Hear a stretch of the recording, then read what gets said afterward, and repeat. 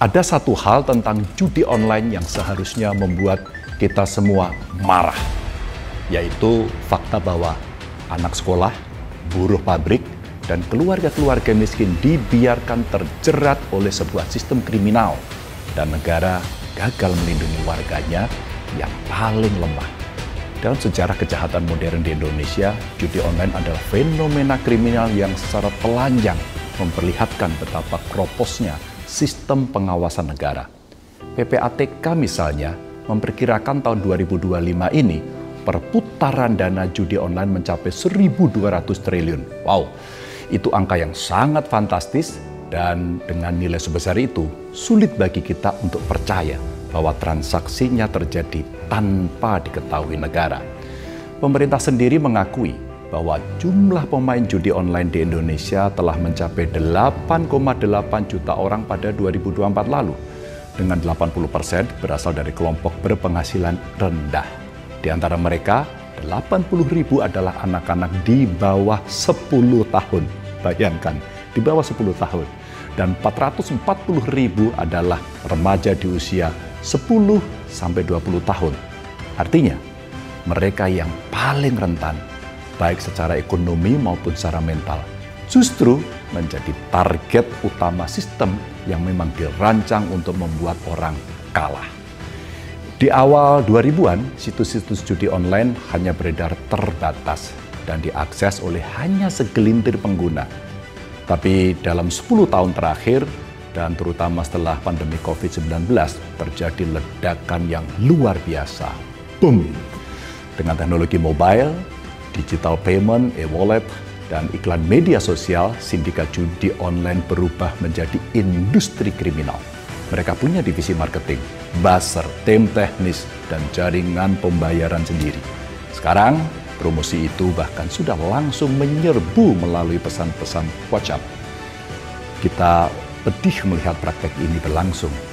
Melihat mereka leluasa menghisap uang kecil milik warga yang berpenghasilan sangat rendah. Dan negara dengan semua perangkatnya belum mampu mengatasinya. Akibatnya, orang-orang kecil bukan hanya menjadi korban, mereka seolah dibiarkan terjebak tanpa jalan keluar. Mereka diiming-imingi janji mudah untuk keluar dari tekanan ekonomi, dibuat kecanduan dengan berbagai teknik, dan dihisap sampai tak ada lagi yang tersisa. Dengan itu semua, judi online menjadi cara yang sangat keji untuk memiskinkan orang-orang yang sudah miskin. Dan kita sudah melihat dampaknya yang sangat mengerikan. Judi online telah merasuk kehidupan sosial. Ia memicu perceraian, kekerasan domestik, pencurian, gangguan mental, depresi, hingga kasus-kasus bunuh diri. Banyak rumah tangga hancur, anak-anak dicuri masa depannya, dan masyarakat kehilangan rasa aman. Bukan karena perang, tapi karena layar kecil di tangan mereka yang mengiming-imingi kemenangan palsu. Laporan PPATK sekali lagi pada 2023 menyebutkan bahwa 2,4 juta dari 3,7 juta pemain memiliki pinjaman di luar sistem perbankan. Jumlah itu meningkat menjadi 3,8 juta dari 8,8 juta pemain pada tahun 2024 lalu, yang sering memicu tindakan kriminal. Sementara itu, OJK mencatat pembiayaan pinjaman online atau pinjol mencapai 62,17 triliun per Maret 2024. Sebagian besar untuk apa? Diperkirakan untuk membiayai judi. Masalah akan makin pelik karena akses terhadap situs judi sangat mudah. Dengan penetrasi internet yang mencapai 79,5% atau kurang lebih 220 juta pengguna dan minimnya literasi keuangan, maka warga dari berbagai usia dan latar belakang menjadi sasaran yang sangat empuk. Iklan judi menyamar sebagai game edukasi atau live streaming. Tidak ada proses verifikasi umur, tidak ada edukasi publik tentang bahayanya. Kominfo memang telah memblokir lebih dari 800.000 situs, tetapi situs-situs kembarannya bermunculan dalam hitungan jam. PPATK mengeluarkan laporan, tetapi tidak memiliki kewenangan eksekusi. OJK, Bank Indonesia punya instrumen keuangan, tetapi mereka tidak mampu untuk membekukan rekening-rekening kuda yang digunakan untuk transaksi. Polisi sudah menangkap operator, tapi mereka rata-rata yang kecil. Tetapi aktor utama belum tersentuh dan pengadilan nyaris belum pernah menjangkau pelaku kelas atas. Itu potret lengkap dari kelemahan penanganan.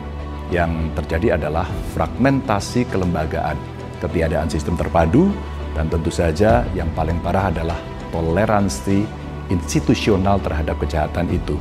Menurut data PPATK, sekitar 97.000 oknum-oknum anggota TNI dan Polri serta 461 pejabat negara terlibat dalam judi online, dalam semua fungsi. Sebagai pemain aktif, ada yang melindungi mungkin, sebagai fasilitator teknis, sebagai penerima dana mungkin dalam bidang politik. 10 ASN dari Kementerian Kominfo sudah ditangkap karena diduga melindungi situs judi dari pemblokiran.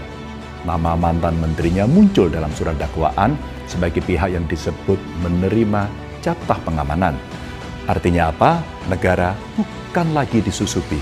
Negara melalui keterlibatan sebagian aparatnya telah menjadi bagian dari ekosistem itu. Seringkali ini yang sering disebut oknum. Dalam teori kriminologi politik, situasi ini disebut sebagai state facilitated crime. Negara tidak hanya gagal menghentikan kejahatan, tetapi justru menyediakan ruang dan perlindungan bagi kejahatan itu untuk tumbuh dan menggurita. Negara berubah dari institusi hukum menjadi fasilitator ekonomi ilegal.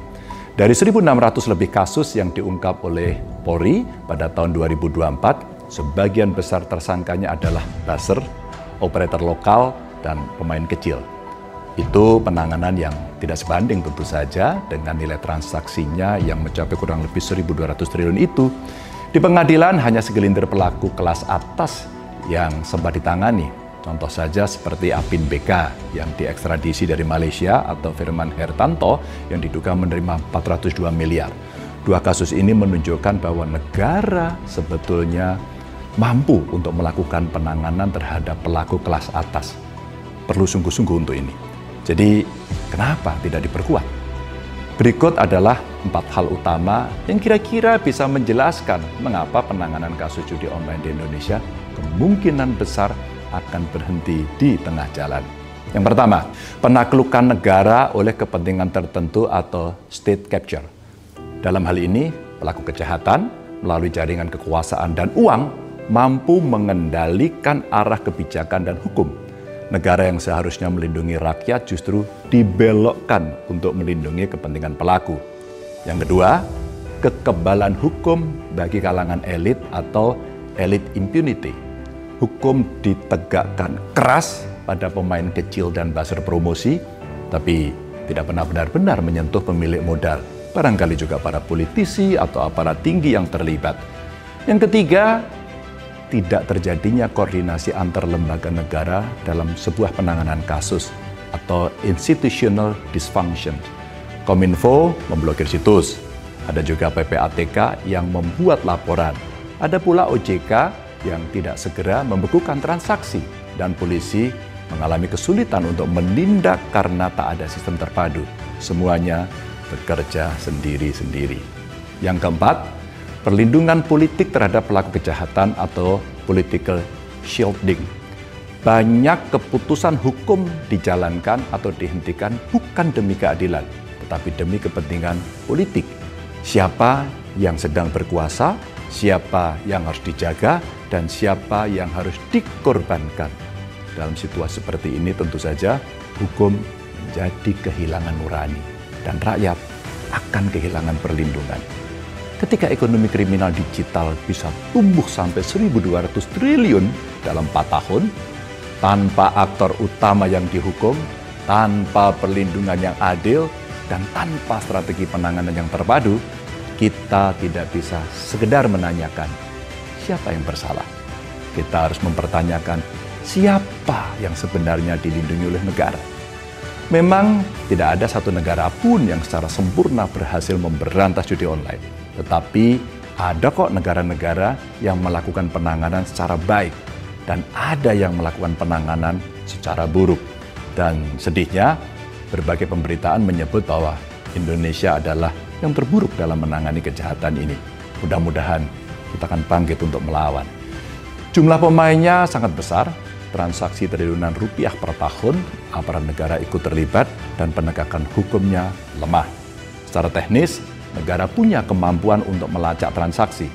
PPATK bisa mendeteksi, OJK bisa memaksa platform digital menjalankan verifikasi, identifikasi, atau KYC.